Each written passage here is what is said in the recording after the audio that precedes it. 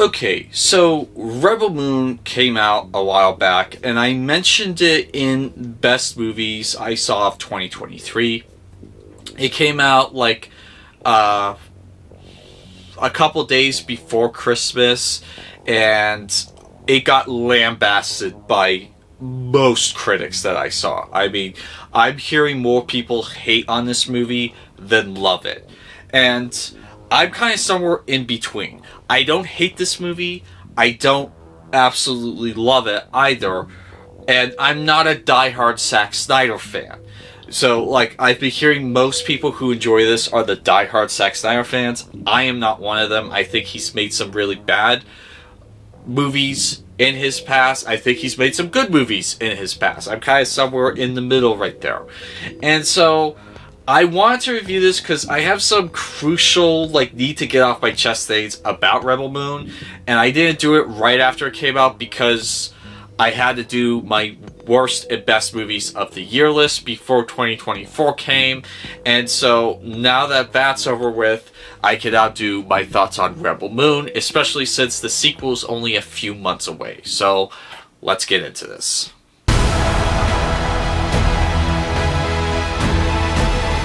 A king is a man, and a man can fail. But a myth is indestructible.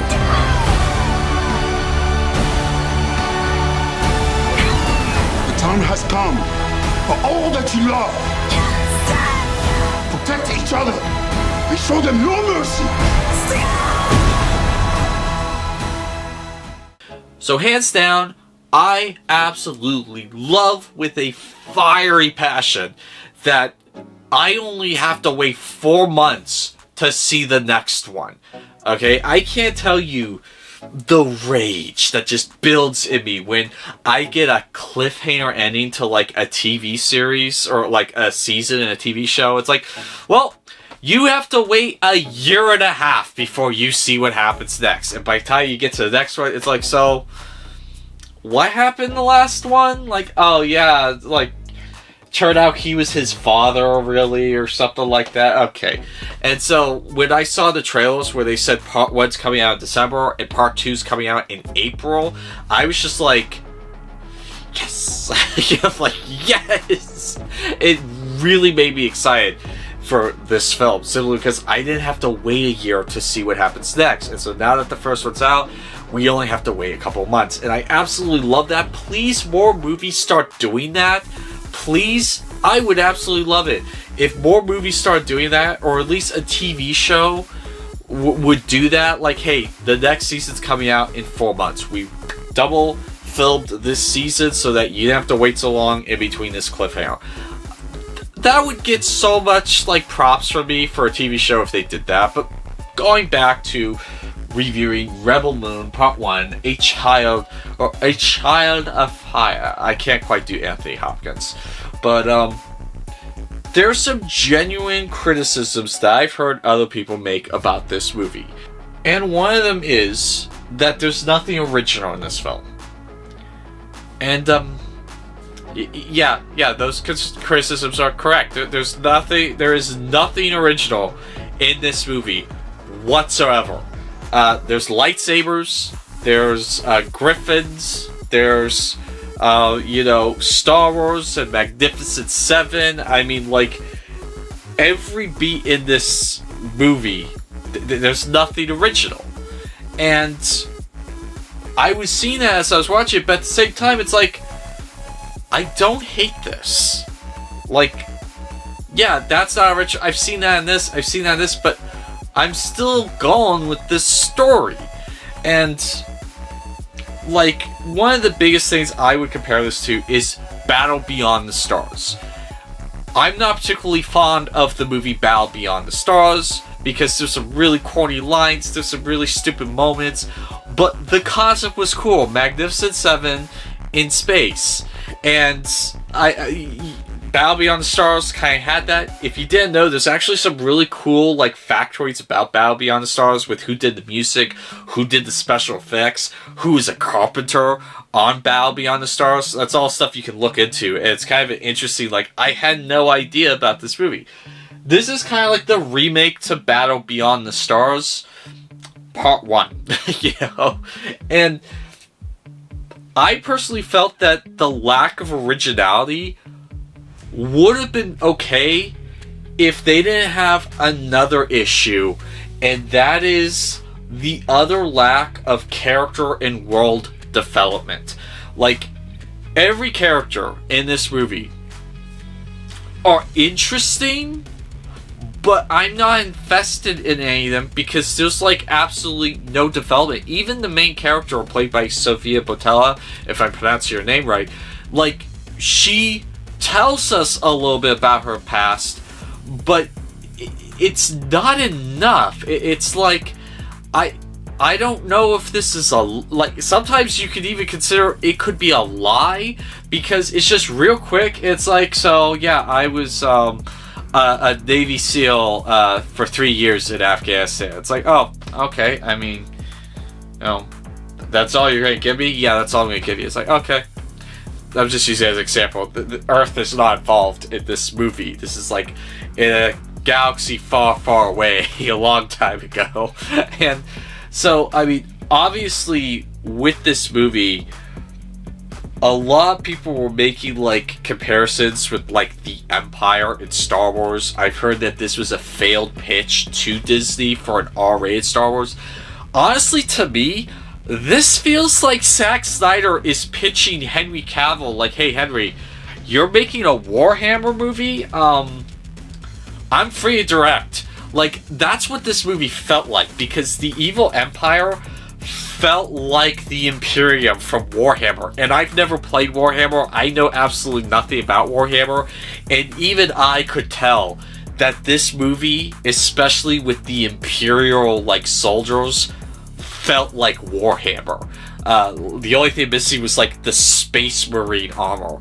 And like honestly, you'd have a Warhammer movie here. So I would not be surprised if Amazon eventually announced that one of the directors of their shows or movies was going to be Zack Snyder, because it looked like he made a Warhammer movie. But continuing on with the lack of character world development, like, I had no idea what this empire really was. I didn't know about any of the atrocities.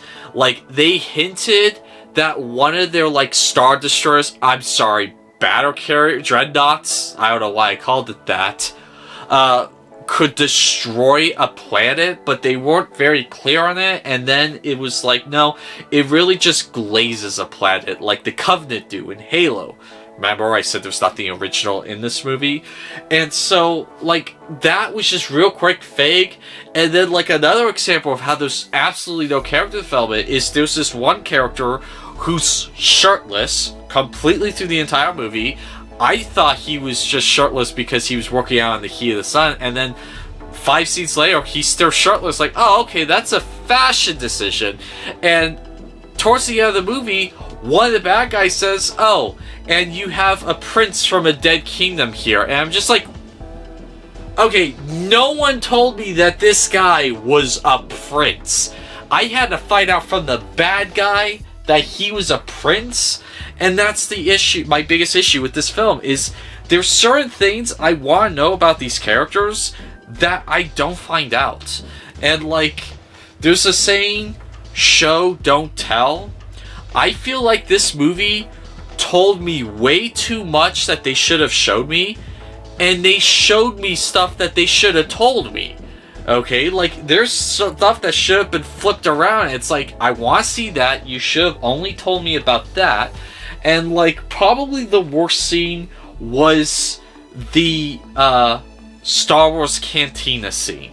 Basically, they do almost a shot-for-shot recreation of the bar sequence from A New Hope.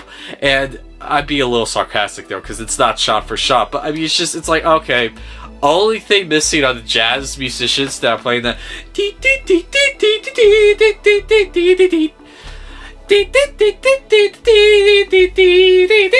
like, that was the only thing missing from that scene. It's like, okay, Zach, you could have scrapped this, okay?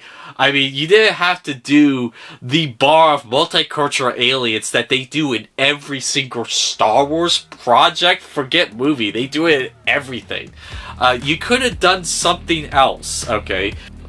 Like, I had no idea what this region of space was. Like, I really could have used a lot more development, and supposedly they're coming out with a 3-hour to 4-hour director's cut of part 1 sometime in the summer of 2024, and I feel like they should have let off with that because it's Netflix, okay? It's not like you're solely relying on the theater ticket sales to recoup your money on this. So you can have it where the thing we got was this thing released in theaters, and on Netflix, you got the 3-hour director's cut that's bloody. It has a lot more character development. You can take your sweet-ass time fleshing everything out. I think that would have been a better way to go, because this movie feels like it's really missing something. And, like, case in point, there's things missing in this movie. Like, I had no idea what these civilized planets were that they were going to. Like, they go to this one planet, it's like just this massive city, and they go in it, and there's this spider lady killing children. And it's like, I have no context for what's going on here. It would have been nice to have gotten a little bit of build-up, like, you know, Jax or Charlie Hunnam could have been explaining as they're flying down to the planet. So we're going to this planet that's completely covered in a city. A freaking city! I'm sorry, I'm doing his Sons of Anarchy accent. But, I mean, like, you know, would have been nice to have had some kind of context like that, but there's missing scenes in this. Like, case in point, at the beginning, there is a talking robot and an Motherworld soldier that help out the main character. And they just kind of go fuck off after that. It's like, okay, we broke Imperial rules. We are now traitors. And you're going to go on a quest to defend planet. Okay, bye. It's just like, what happened? What happened to those two characters? And you see one of them at the end on the planet. It's just like, what was he doing this whole time? Like, now, credit where credit's due. The ending to Part 1, A Child of Fire, is much smoother, much more cohesive, and much more forgiving than the abrupt rip off the band-aid ending that was Dune Part 1. I would say Dune Part 1 is a superior film to this, but the ending to this, much, much superior. I would rather have this ending done to me 100 times than the ending to Dune Part 1. I mean, that was just out of left field. Okay, it's over. Just like, wait, what? It's like, yep, no, it's over. It's like, you didn't even, like, ease me down calmly. It's just like, bam, it's over. And so, thankfully, A Child of Fire does not end as abruptly as Dune Part 1. Which, by the way, why is this called A Child of Fire? They don't really explain it. They mentioned the name of the next film, Scargiver, in this one, but they don't explain why this character has the title of Scargiver. Like, shit does not get explained in this movie, and that's the biggest problem with this film.